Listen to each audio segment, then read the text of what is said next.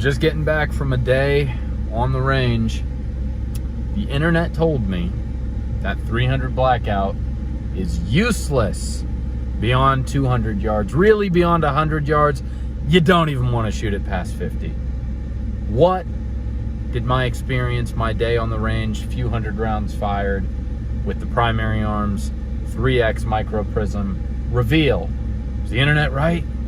You gotta watch the video and find out.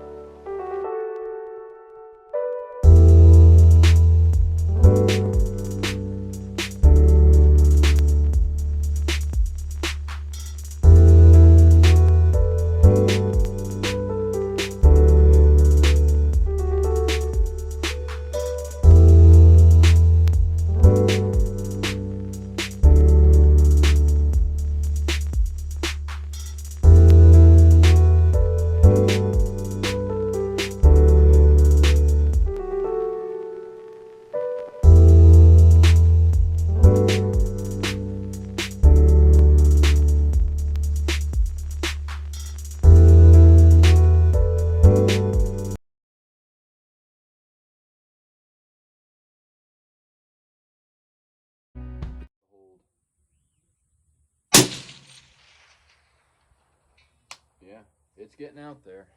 Having to hold my 600-yard marker at the top of the target for 500 yards, but it is connecting pretty reliably. So let's run it. 2, 3, 4, 5.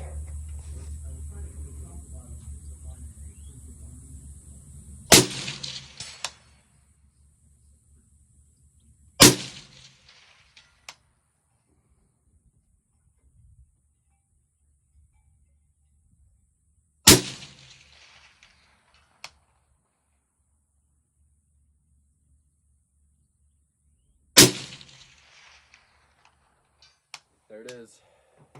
2, 3, 4, 5. Now that I know the hold. Trying some 220 grain subs. Looks like my hold is about at the 400 yard marker for this 8-inch plate out there at 100. Let's see.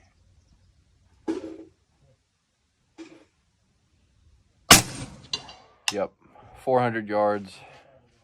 400 yard hold is my 100 yard hold with subs.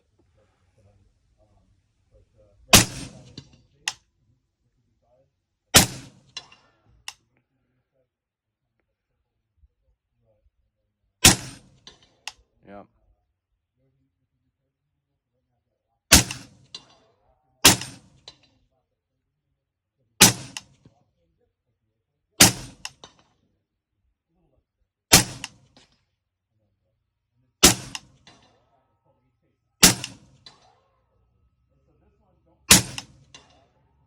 I'm actually having more luck with the 500 yard hold with these subs than with the 4. The 4 seems a bit low.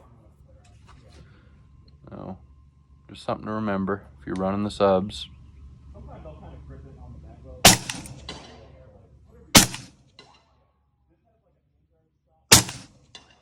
I will say these 220 grain loads that I worked up have been awesome. Super reliable, accurate, quiet. That's running about 10.5 grains of CFE black with a 220 grain berries plated bullet. Really happy with them.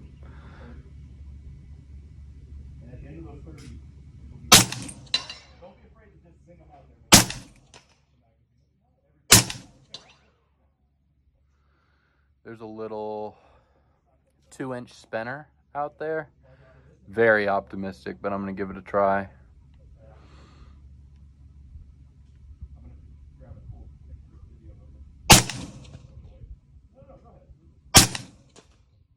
I think that got it.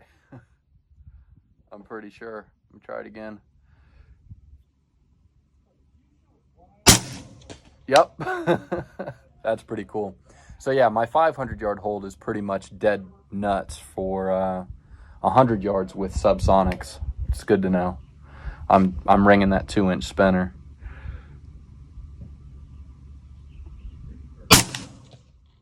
Through that one.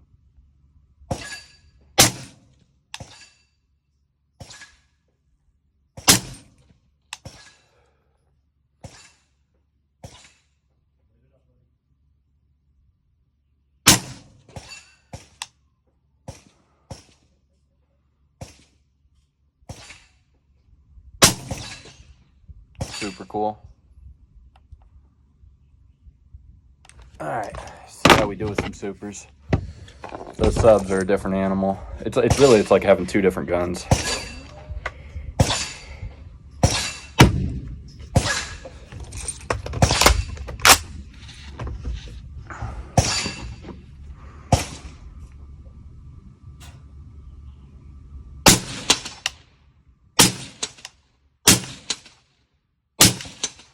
Not missing too many.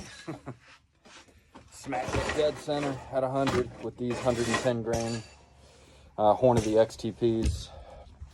So, pretty happy with that.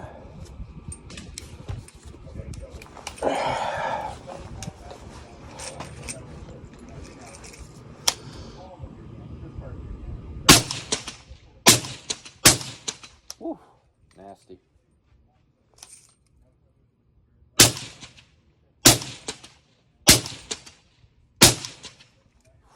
All over it. Just wrecking.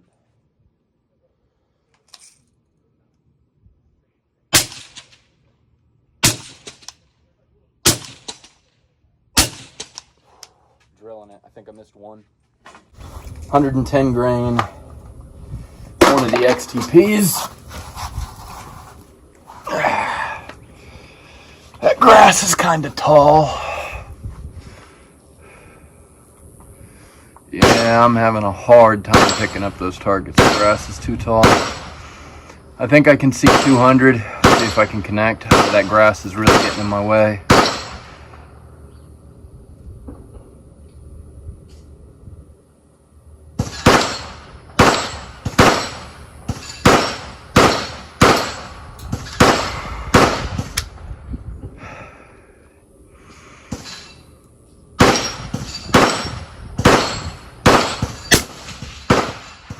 Nope, I just can't see it. I can see the 500 though. That one's hanging way up there. So let's see how my hold's doing. The gun's real hot. Ran a few mags back to back. So let's see how it'll do at 5.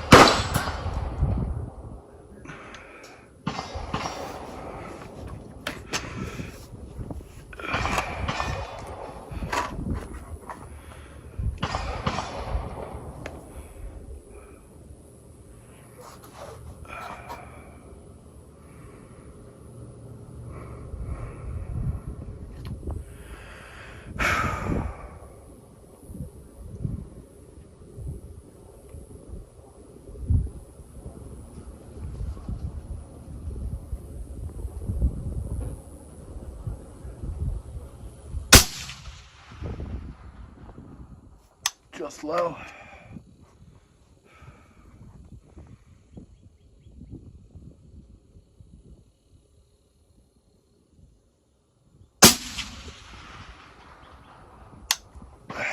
Right.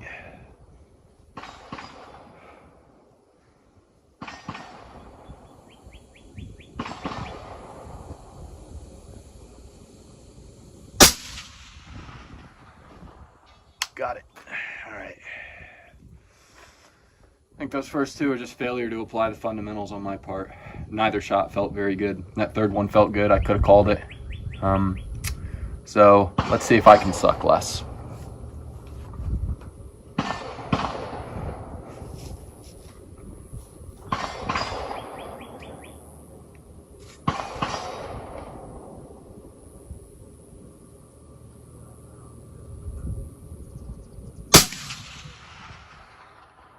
Yep, felt good. Pretty much knew as soon as I pulled the trigger that one was going to be a good hit. All right, let's go for 3 in a row.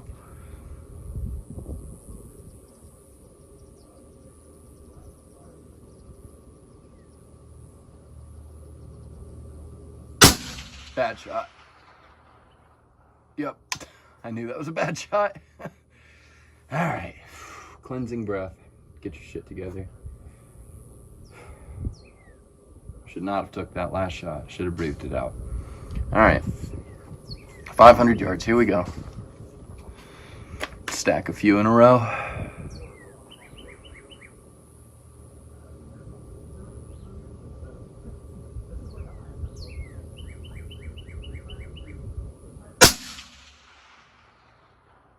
Good shot, knew it.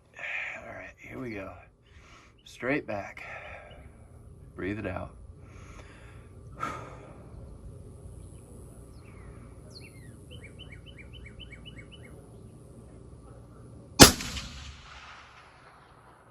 Good shot. 2 in a row. Let's go for 5 in a row.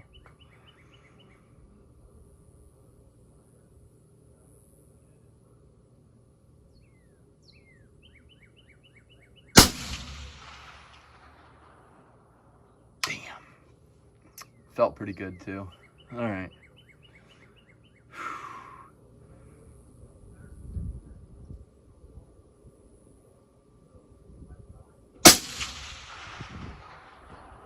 Got it.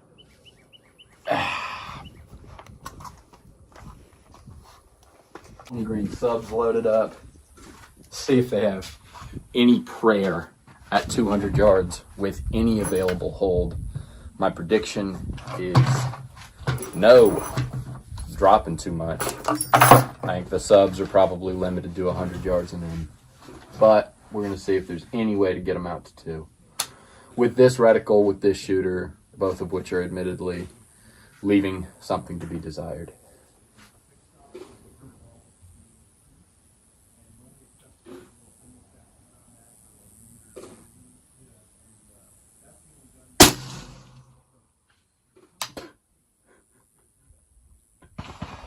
Nothing.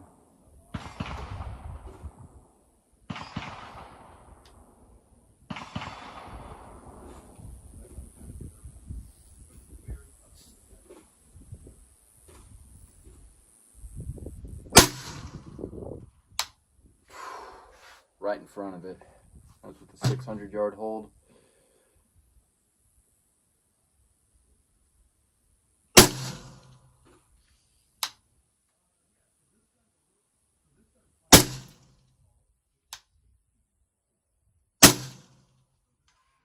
Got it. Let's try that again.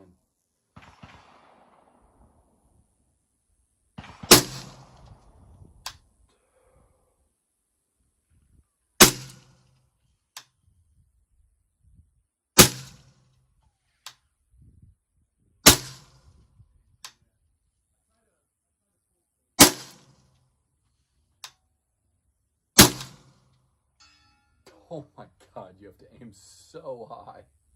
That is ridiculous. I'm just aiming into space. I'm out of holds.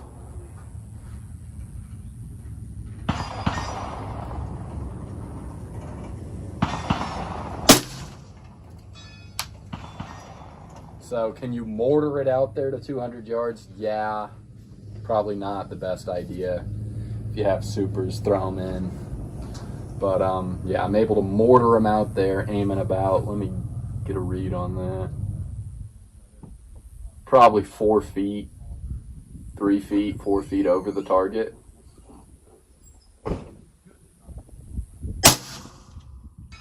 Yeah, but it is consistently mortaring them out there to 2, and I'm connecting.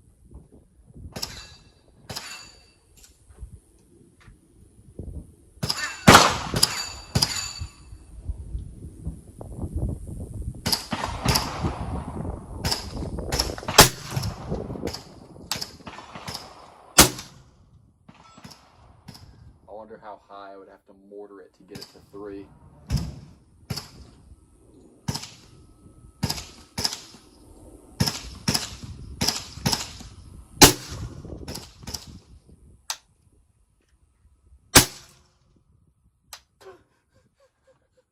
It's just dying.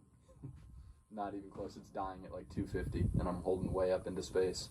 So 2 is like the outer limit for subs, and really, it's not the best tool for the job at all. If you have to shoot something that far away, use a better tool. But it can be done.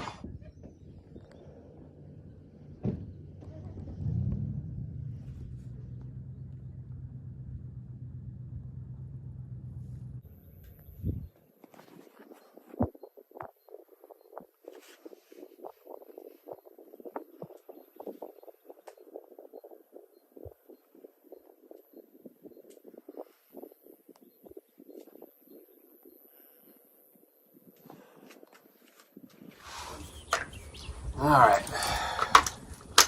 let's do some more longer range stuff. 300 blackout, suppressed 10.5 inch Sons of Liberty Gunworks combat grade barrel. I believe it's a 1 8 twist. I haven't looked since I put it together. On my old Colt AR-15A4, lower, long since SBR'd, married to it for life. Brass catchers on there because reloading sucks and it's necessary if you're running 300 blackout, unless you're independently wealthy. I do not enjoy hand loading, but it's the only way that I can come out and afford to pump rounds through this thing to the level that I want to. I've got my 220 grain subsonic load down to below 50 cents a shot now, so that's why we're running the brass catcher. At that end, this range requires us to police our brass, and it's not unusual for me to come out here between my center fire and my rim fire stuff and do 1,500 rounds, 2,000 rounds in a day. That's a lot of brass to pick up. I don't want to do it. All right, back on it. Let's start out easy, 200 yards.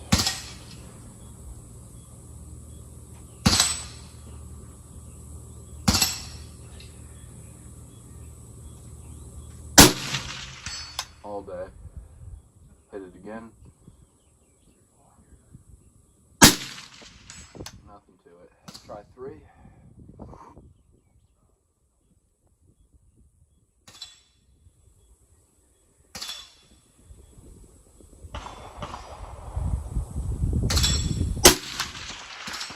Got him. Just hit him again.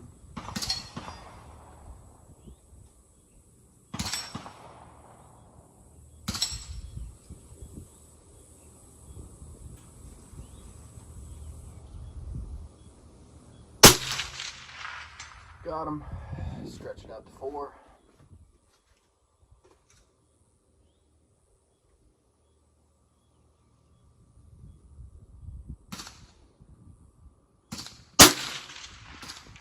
Got him. That plate went swinging too. That's one cool thing about stretching out the 300 blackout. I had previously stretched out an 11.5 inch 5.56 SBR, and I was able to get hits at 500 yards without too much difficulty. Wasn't like a huge deal or anything.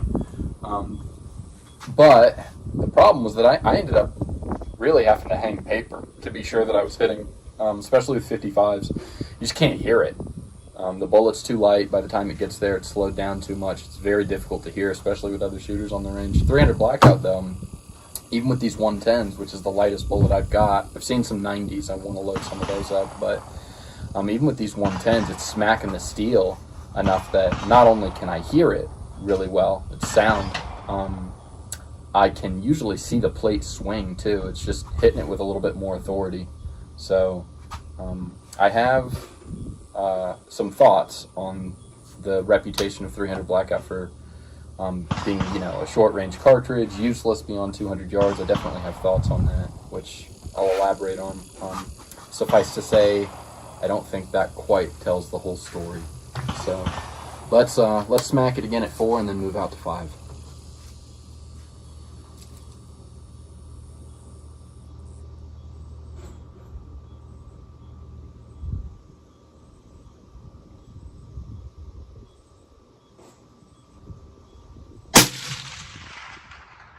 Got him. Plate went flying too.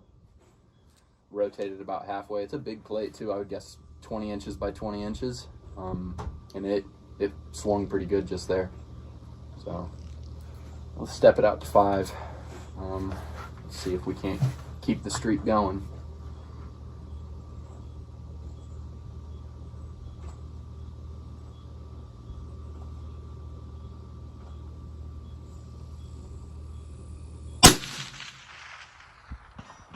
Got him. Let's try it again.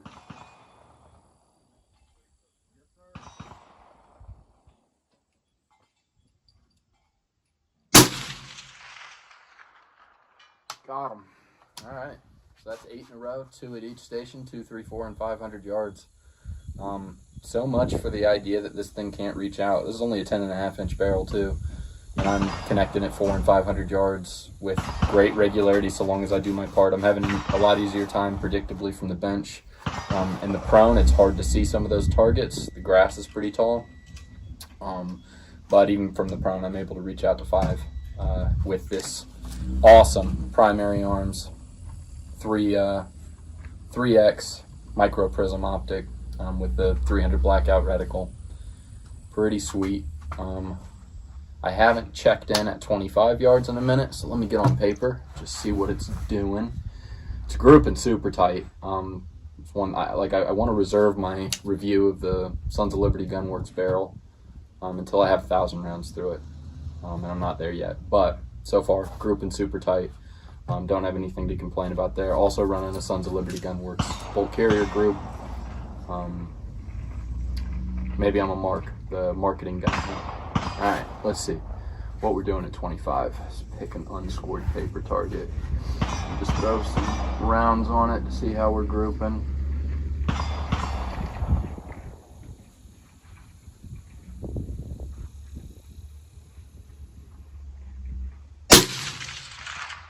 About a 1/2 inch low. It's exactly where I want it to be. Let's hit it again. See if we can stack them.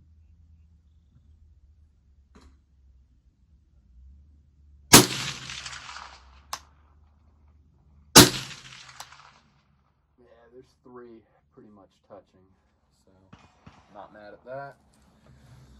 All right, let's run it back out to 5, see if I can get a couple more.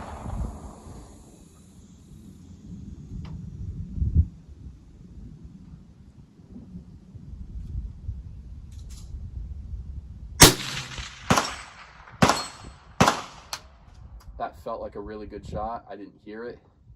There was some fire from the pistol range. Felt like a really good shot. I'm gonna give myself a mulligan. Stretch it back out. 5.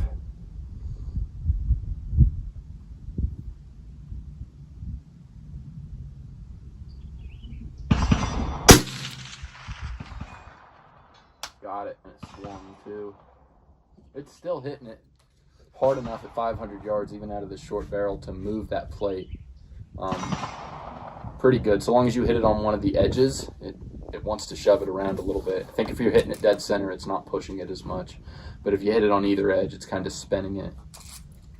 So let's run it out to 4.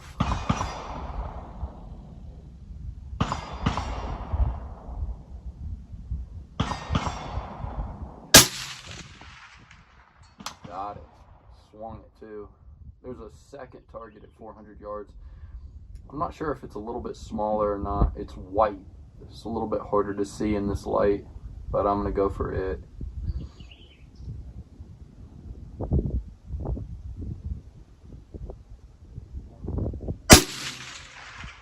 And I shot under it. It looks like that sand is really sort of blending with the white target. Let's run it again though.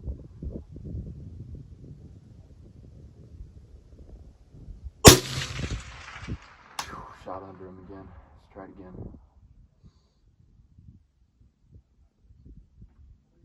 It's 3 in a row under him. Having a hard time distinguishing that target from its backdrop though. They're not really the same color, but the sun's beating down on the target. It's just hard to see. There's not enough contrast. I'm gonna, because I'm stubborn and stupid, shoot at it again.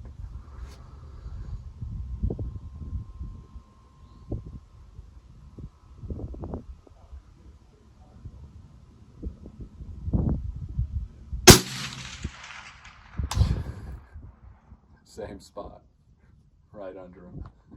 Okay. One more time.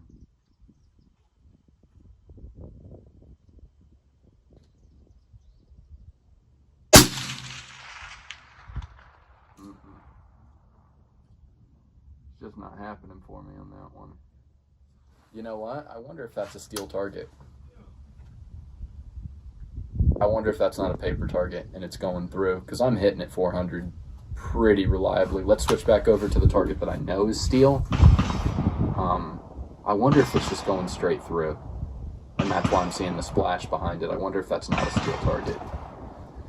All right, let's try that 400-yard target that I know is steel.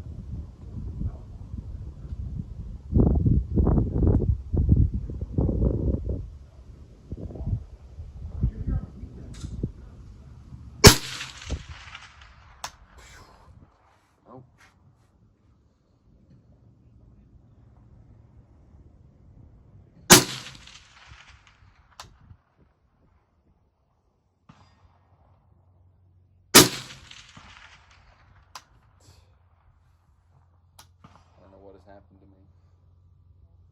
All low. Every single one.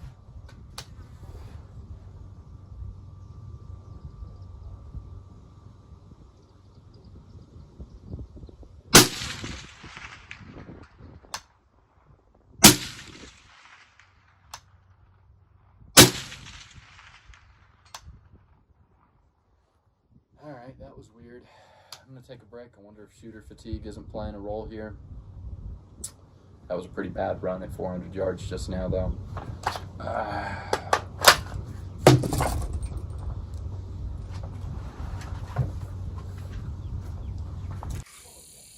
Let's bang a couple at 2 just to get my confidence back. It's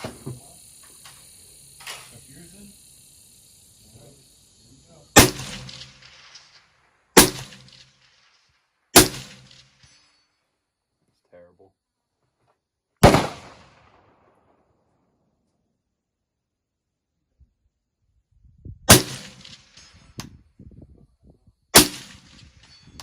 Alright, got my confidence back. Let's go 3.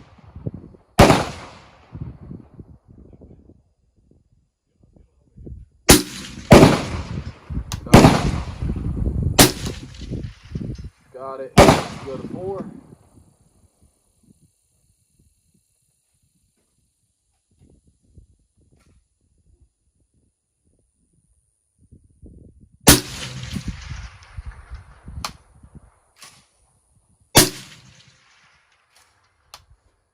Got it. 2 in a row. Let's go for 3.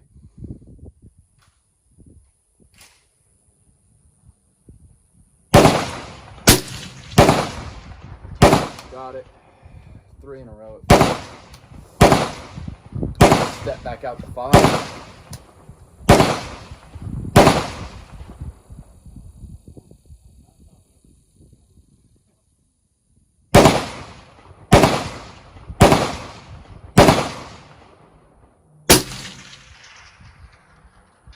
Got him.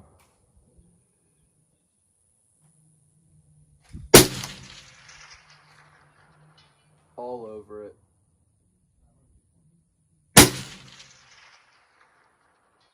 I was just locked in for those 3. Super, super stable. 500 yards. Pretty damn reliably, too. Again, I think that target's maybe 30 inches by 30 inches. Is a big square gong down there at the end. So, yeah, I'm pretty happy with that. Even say it's 40 inches by 40 inches. I think it's smaller than that, but it's I'll ask Bob. Maybe I'll run down there and see if I can get y'all a clip of it. Although that's a quarter mile away and it's hot out here. All right, let's go back to 4.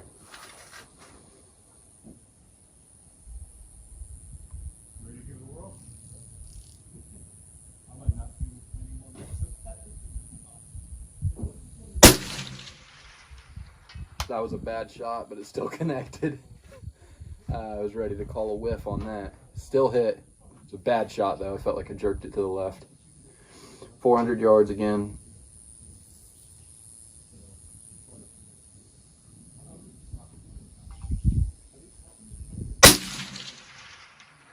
Got him. Spun him around.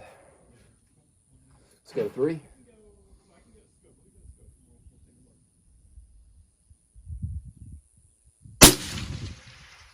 Got him. Through that one. Through that one. Come on, get it together. Let's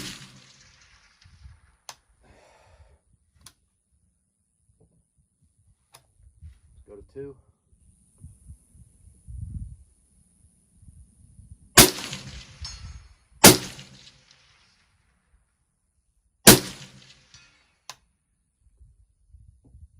Back out to 3. Yep. 4.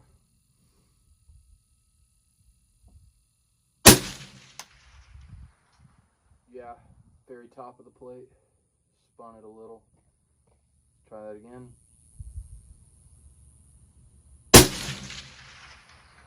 Yep. Dead center. Go out to 5.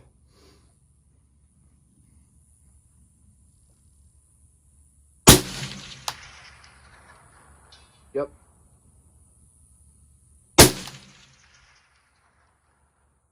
Nope.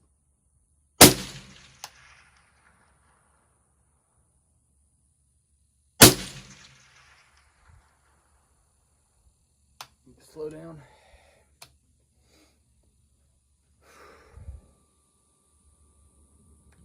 Three misses in a row at 5. Slow down.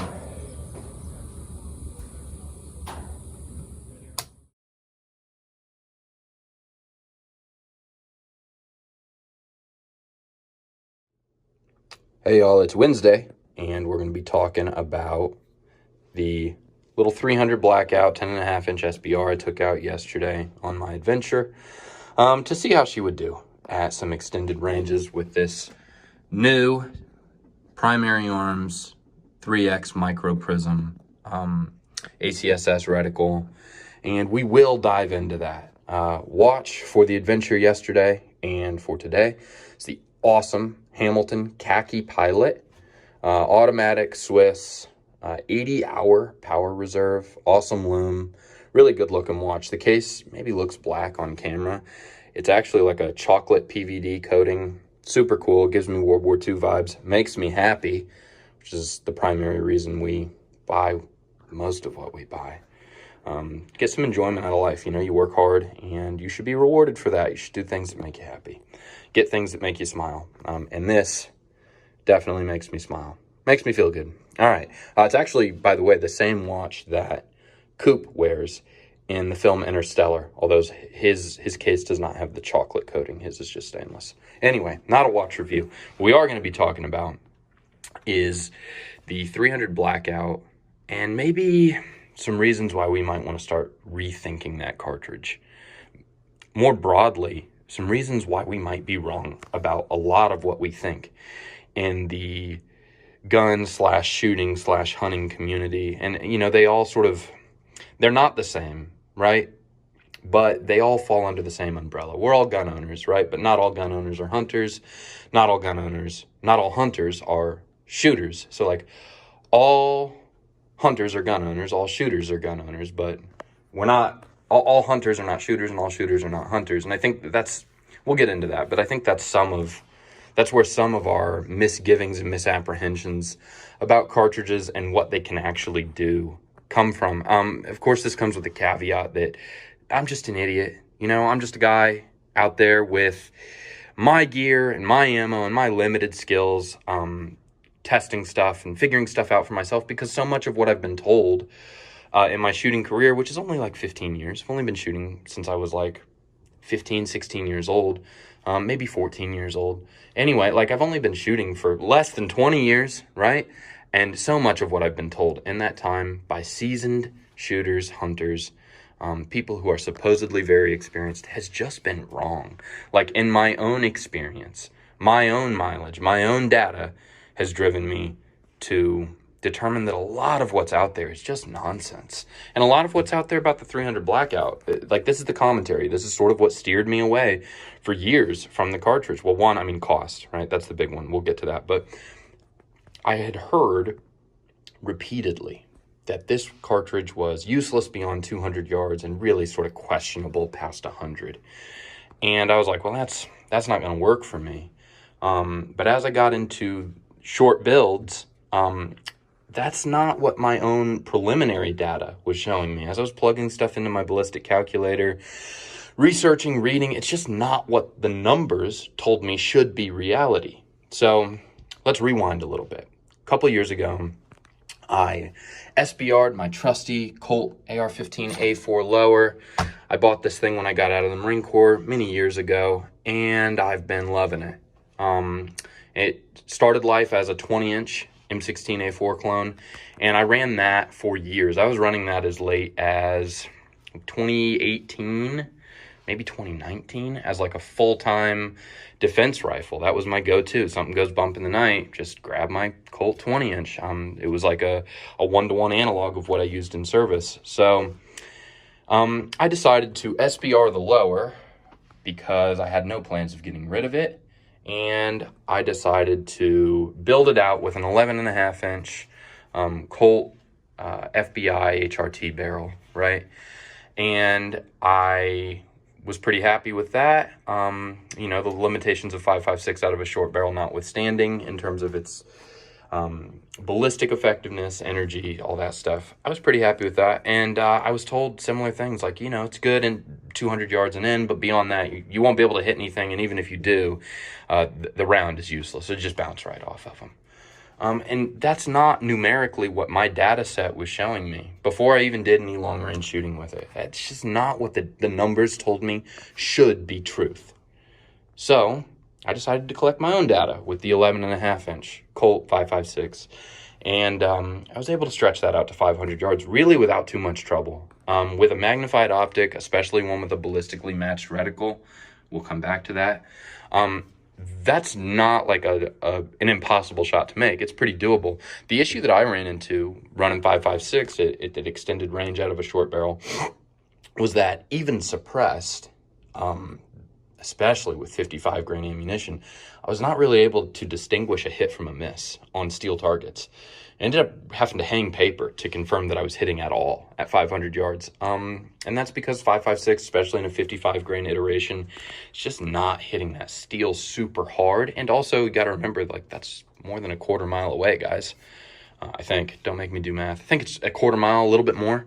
500 yards. Anyway, so I was having a hard time hearing my hits, but I hung paper out at 5, and sure enough, I was able to connect with 5.56, and My ballistic calculator tells me that 5.56 in a 55 grain iteration is pulling like 1,200 feet per second out at 500 yards for, let me see if I have it written down, 220 foot-pounds of energy.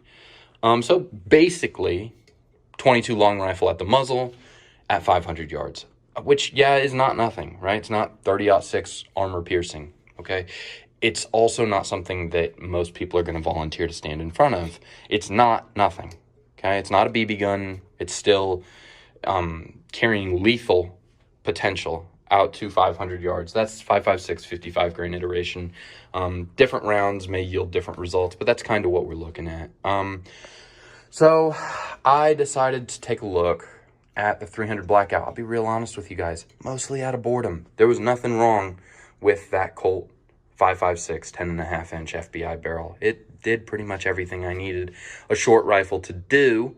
But I wanted to try something else. You know how it is. You get bored. You want to try something else. And also, my stamp finally came back for this awesome Yankee Hill 30 cal can. This is a resonator.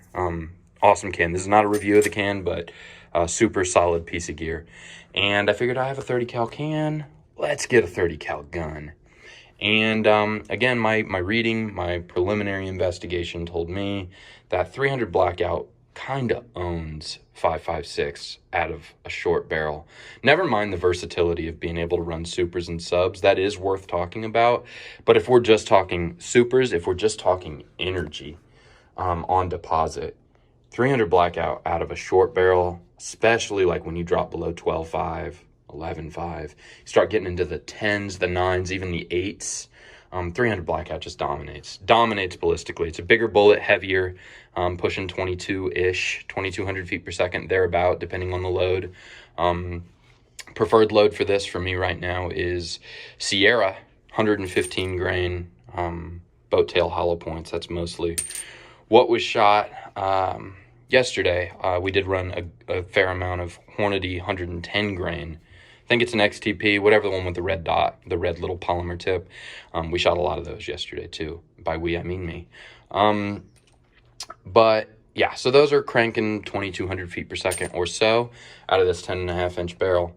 And they are getting, in my experience on the range yesterday, these are getting blown around by the wind a lot less than 5.56, even, and we're talking short barrels now, right? But 5.56 out of an 11.5, a 10.5, in my experience, gets blown around by the wind a lot more. Even in its like 62 and 68 grain iterations, it just gets moved around a lot.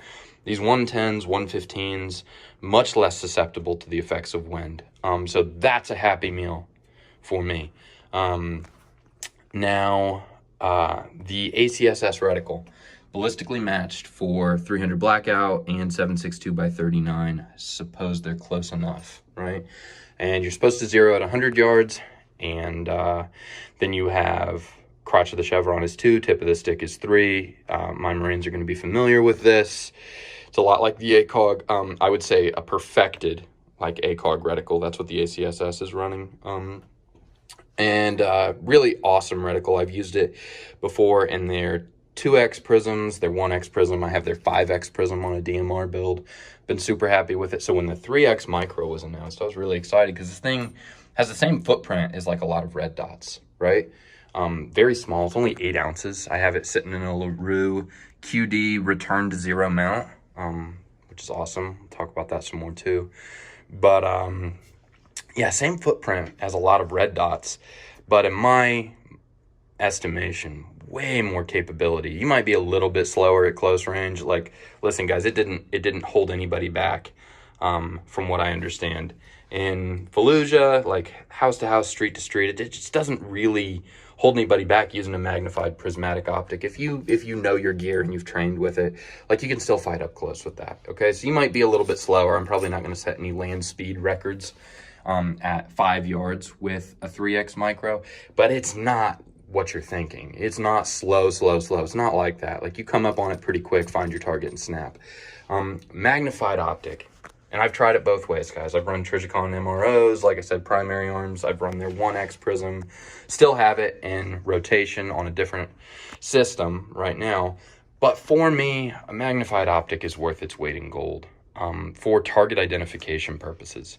I cannot shoot what I cannot see, and I have to be sure that I'm seeing something that needs to be shot, right? It's super, super important. Even at a lot closer distances than you would think, under stress, like at 100 yards, you want to make sure that's a deer. You want to be really sure that's a deer. You know what I'm saying? Or think about more serious scenarios. You want to be really sure that's a bad guy. You want to be really, really positive. Magnified optic just gives me more assurance, better target identification with my lousy eyes, and even worse, shooting skills. So I prefer a magnified optic. So when this thing came out, when it was announced, I was really excited. I put it on back order. It took about 2 months to come in stock and get to my door. And yesterday was my first time running it. So let's withhold a little suspense. Let's talk about what happened yesterday. I got to the range about 10:30 a.m. and set to work zeroing the gun. Initially, my zero was lower. I ended up having to move it up because when they say that the reticle is designed for 7.62/300 blackout, I assume they mean out of a 16-inch barrel, which would account for the come-ups that I needed to use. So I ended up coming up, but here's my initial zero, 3 rounds. I do a 25-yard quick and dirty zero, and then I confirm at 100 on steel, usually, and if it's doing what I want it to do, then I leave it be. If it's not, I move it around, and anyway, that's my initial zero. So grouping pretty tight, and that's just me on the bench, no lead sled, no bags, nothing like that, just doing my best, which is pretty lousy. So got the gun zeroed and started ringing steel. Noticed pretty quickly that my holds, as the reticle is supposed to have drops, tip of the stick 3, then it has marks for 4 or 5, and it stops at 600 yards, right? I was noticing that I was not hitting where I was supposed to be hitting. So I needed to adjust. I had to come up. I think 16 clicks got me connecting, and I may come up more. Further experimentation might be needed. We only shot 360 rounds yesterday, so might need to experiment a little bit more, but I ended up coming up in order to secure hits reliably and make the reticle work for me. What I ended up having to do is my holds at 100, 200, and 300 were good. It worked as the optic is designed to. 4 and 5, the bullet was diving too much. It was just starting to drop too much for me to use a 400-yard hold to connect at 400. I was having to use the 500-yard hold to connect at 400. And conversely, I was having to use the 600-yard hold to connect at 500. Is that a big deal? No, not really. Once you have your holds memorized, not a big deal. You'll see it was a hot day yesterday. And some of that video footage of me shooting, you're going to see me struggling. Like I'm not editing out my bad shots. You're going to see me missing when I miss. A lot of that I think was shooter fatigue. Also, I'm just not that good, guys. Just not, right? But when I'm good, the gun and the optic, the system is more than capable of securing hits out to 500 yards. I had a little observers party watching me shoot at 400 and 500 yards with a 300 blackout, and they about couldn't believe it. One of the guys came up to me off camera and he was like, "Hey, what are you shooting?" And he thought it was something exotic, like maybe a 6mm arc or something, because he was like, I just don't know how you're getting hits out of that little gun out to 500 yards. And I was like, actually, man, it's a 300 blackout, running Sierra 115s or Hornady 110s. And he was like, "Really? What are you having to do? Aim up in the sky?" And I talked to him a little bit about this ballistically matched reticle. And we both agreed that was pretty cool. Guy ended up really knowing his stuff, had a couple awesome cans, titanium jobs that I really wanted to try. So I think he and I are going to link up and do some more shooting in the future, maybe get him on camera. But yeah, so that was cool. And like I said, I didn't edit out my bad shots. So when I'm missing, it's heat, fatigue, been out there for 6 hours, lots of rounds fired. This is not the only weapon I tested yesterday either. Total yesterday was about 1,000-round day. So some of that is that I suck. Some of that is that it had been a long day and I was tired. But you're going to see some hits too, like a fair amount of them. And again, that's not the world's best shooter, using not the best gear, using on not the best you know, whatever. It's not the ideal combination of anything. Like, I'm not that good. The gear is the best that I could afford. You know what I'm saying? It's like, it's something I don't have a lot of reps with, and it's still doable. It's still connecting out at 500 yards. So what is 300 blackout doing at 500 yards ballistically? That's something that we really do need to talk about. So again, we mentioned that 5.56 out of a short barrel will get out there, and it's ballistically, I won't say equivalent, comparable to 22 long rifle at the muzzle, which I think we would all agree is like not nothing. It's not an airsoft gun. It's not something I want to be shot with. So 300 blackout at 500 yards out of this 10.5-inch Sons of Liberty Gunworks barrel. Sons of Liberty Bolt Carrier Group 2, by the way. I went with an Odin slick side upper that deletes the forward assist because I don't need no stinking forward assist. Y'all can argue about that in the comments. I've tried it both ways. I can't remember ever needing a forward assist. I think it adds complexity, weight, whatever, blah, blah, blah. I can, if it's on the gun, whatever. If I'm building from scratch these days, I will tend to prefer to delete it.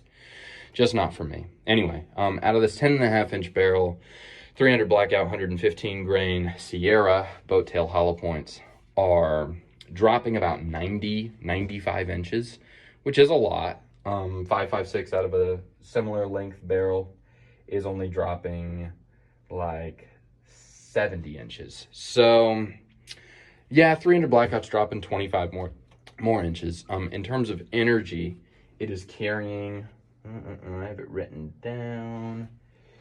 It's carrying 381. Is that what it is? 381? Yeah, 381 foot-pounds. Sorry, I can't read my own handwriting sometimes, guys. 381 foot-pounds of energy at 500 yards. So it's 115 grain hollow point, pulling just south of 400 pounds of energy at 500 yards. Gee, if only there were another 115 grain hollow point load in popular service that pulled around 400 foot-pounds of energy, maybe a little less, in the 30 to 35 caliber family. Do we have anything like that? Is there anything like that that's in widespread use that almost all of you carry and trust your life to every day? Okay, yeah, we're talking muzzle velocity, muzzle energy of a 9mm, really, really comparable to 300 blackout at 500 yards. Again, is it a howitzer? Is it 30-06 armor piercing? No. Do you want to be shot with it? No. Okay, so let's get those things straight. There's a lot of, like, I'll call it FUD lore surrounding rifle cartridges and what they can and can't do. And I have another good example of this. Happened on the range yesterday. I went over to the 100-yard range and I was shooting subs off camera, maybe on camera, I don't remember. But I was shooting subs out of this at 100 yards, just playing around. And there was this grandson and his grandfather at the range. Old guy was shooting a 243 Remington, and they had like sighted the gun in and they were playing around with it. And the grandpa thought they had, like, I don't know, it looked like maybe a 1-6, or probably not a 1-6. I don't think it had one power, like a 2-7 hunting type scope on the rifle. And they were shooting paper at 50 yards. And the grandfather was like, do you think you can hit that steel plate? Meaning the one that I was just ripping to shreds with the 300 blackout suppressed offhand. And I'm sort of listening, keeping to myself. It's not my business, but I'm sort of listening, and I'm like, well, yeah, he can hit it, man. You're shooting from the bench with a scoped 243. Like, yeah, he should be able to hit it. And then I hear the grandfather say some regrettable things to his grandson. It's the sort of thing I've heard before, having been around guns and shooting for a while now. The guy says to his grandson, you got to aim high because the bullet's starting to drop a lot at 100 yards. And I'm like, okay. It's not. It's not. And you don't have to aim high. And by the way, that's an 8-inch plate. So sure enough, grandson gets on the gun and he throws the first couple rounds high because he's aiming high when he doesn't need to. The bullet's pretty flat. 243 is pretty flat. And 100 yards is nowhere near the ceiling for 243. If I'm getting 500 yards out of a 10.5-inch 300 blackout, believe me, you can get 500 yards out of a 243 if you do your part. Anyway, I stayed out of it, minded my own business. The kid figured it out on his own, dropped down, and started drilling the plate. Good for him, right? There's a lot of this out there, though. A lot of this FUD lore. And here I'm going to get in trouble. I'm going to have people angry in the comments. But listen, guys, I don't care. So much of the misinformation that I've encountered in my shooting career has come, yes, from the shooting community. Yes, from the gun-owning community. But more than that, I've received misinformation from hunters. The hunting community gets so much of this stuff wrong. And I think I know why. I do think I know why. So we discussed earlier that all hunters are gun owners, but not, and also all shooters are gun owners, but not all shooters are hunters, not all hunters are shooters, right? There is some cross-pollination there. Some hunters are also shooters, some shooters are also hunters, but a lot of hunters just don't pump that many rounds through their gun. Also, let's talk about the fact that like 500 yards is a long ways away. So a lot of what gets said and repeated by the next generation of hunters is hearsay, it's speculative. 500 yards is a long ways, especially down here in the South where everything's so thickly wooded. Like finding 500 yards, a clear, straight shot of a quarter mile is not super easy to do in the first place. And then I think the real issue, in addition to not being able to find, a facility where you can actually stretch this stuff out, is this, right? That's 360 rounds yesterday. A lot of hunters will never fire 360 rounds through their gun. This is one day's work for me, right? And that's because I'm a shooter. I don't do a whole lot of hunting, right? A hunter's priority is to what? Fill his freezer, feed his family. It's a totally different thing. Like, yeah, we're both part of the subset of gun owners, right?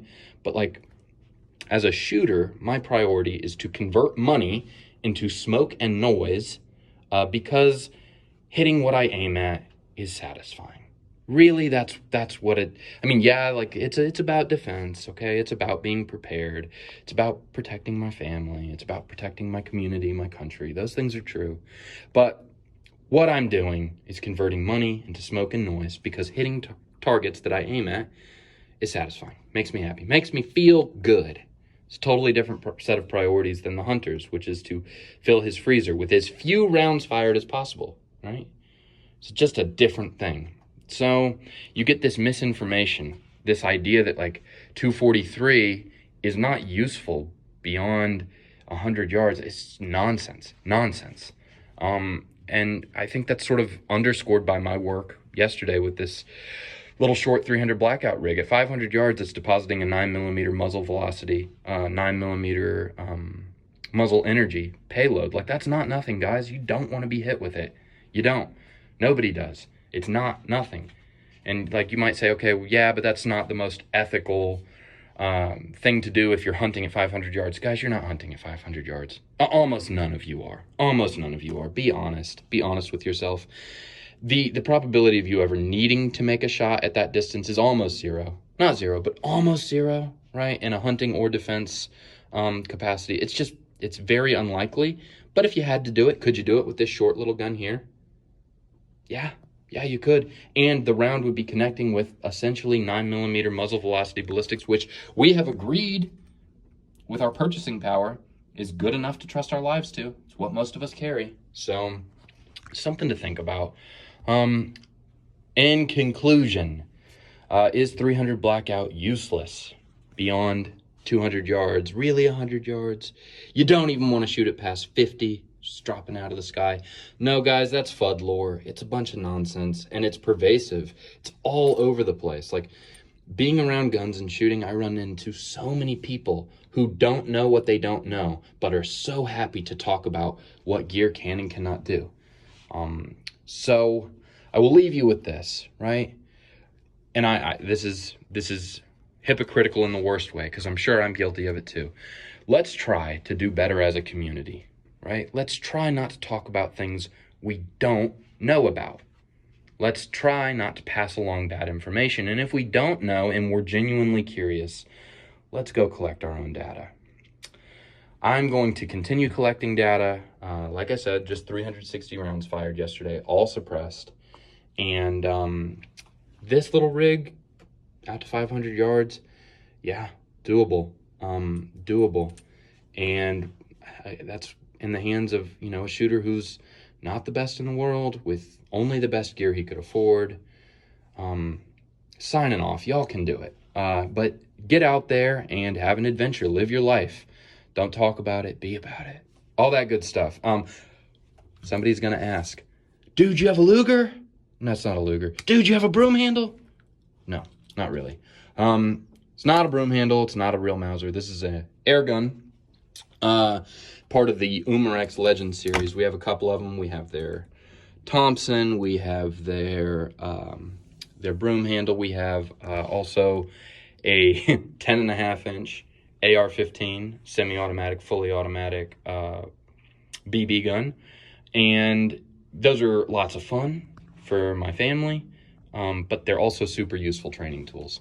So we're blessed to have about 4,000 square feet here, and we were able to build an indoor pellet range upstairs in my house. We have about 20 yards, but you start reducing the size of those targets, and you can get in some really good reps. No, it's not one-to-one analog. It's not the same as shooting, you know, your center fire 300 blackout, but it costs like less than a penny a shot instead of, you know, hand loads for me, like 50 cents a shot, a little bit less. Factory ammo, $1 a shot or more.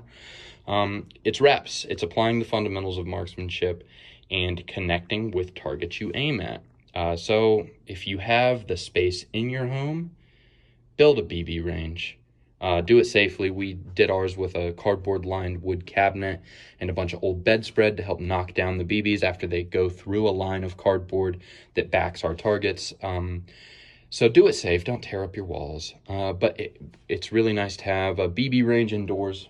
Ours is air-conditioned, so we can shoot in the AC every day of the week, and we pretty much do. If you don't have the space, sorry, go ahead and set up a BB range in the backyard and use it, right? Like, I've only gotten as good as I've gotten shooting, which, by the way, is not very. Like, I'm not Chris Kyle, okay? I'm not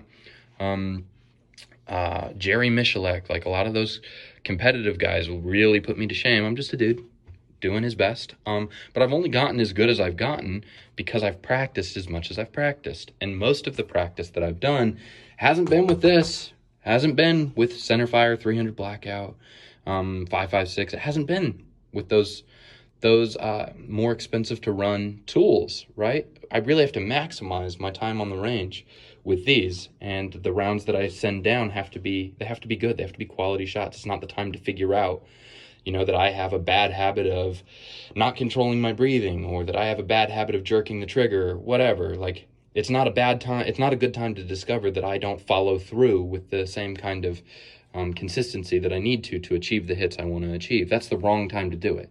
Right time to figure all that stuff out is on your BB gun range, at home, in the AC, in the backyard if you don't have the space inside. Also, get a 22. Get some bricks of Federal from Walmart and shoot the piss out of it. Signing off, guys.